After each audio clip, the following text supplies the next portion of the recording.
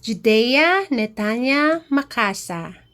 Pakikwento ang Legacy of Agyo or in Filipino, ang pamana ni Agyo sa pamamagitan ng pagbabasa.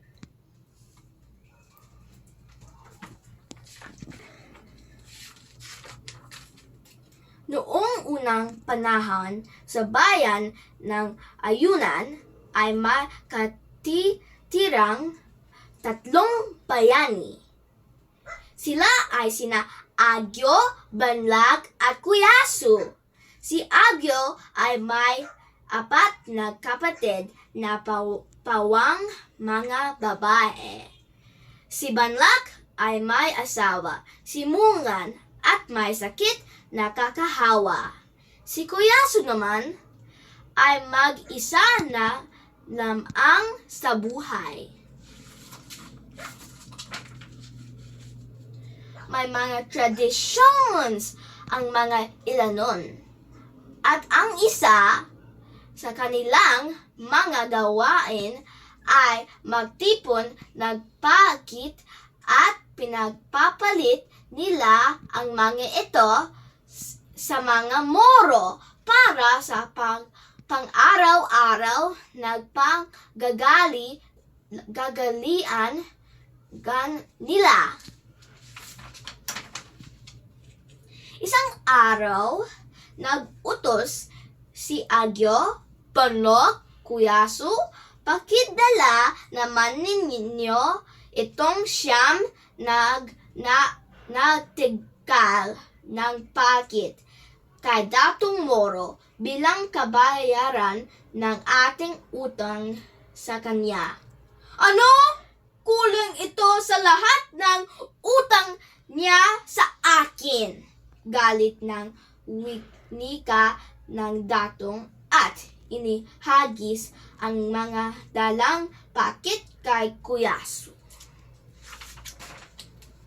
Ay! Daing ni Kuyasu, labis na saktan ni Kuyasu sa pagkatama. Nagpakit sa kanyang katawan. Tinaga niya ang dato at namatay. Agad-agad umuwi si Banlag at ibinalita ang mga pangyayari kay Agyo. Siguradong susugurin nila tayo at gaganti sila. Mabuti pa ay ibang bayan tayo upang hindi tayo matagpuan ng mga Moro. Sabi ni Agyo sa lahat ng kanyang nasasakupan. Nagpunta sila sa bayan ng Ilanon at doon gumawa ng kuta sa itaas ng bundok. Mga kasama, mamulot kayo ng mga malaking bato at mamutol ng mga troso para sa aking mga bahay at kalungan. Utos ni Agyo, kahit sa ang sulok ay hahapin sila ng mga Moro at ipaghihiganti ang pagkakamatay ng kanilang dato. Sa kanilang panghahanap ay nakita na nila ang bagong kuta ni Agyo sa taas ng bundok.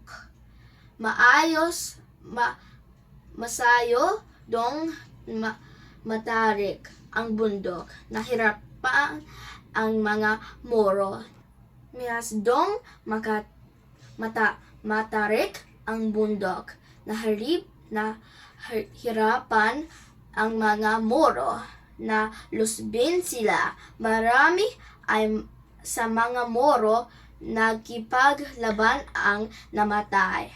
Ang ilang naman ay tumakas at bumalik sa kanilang bayan.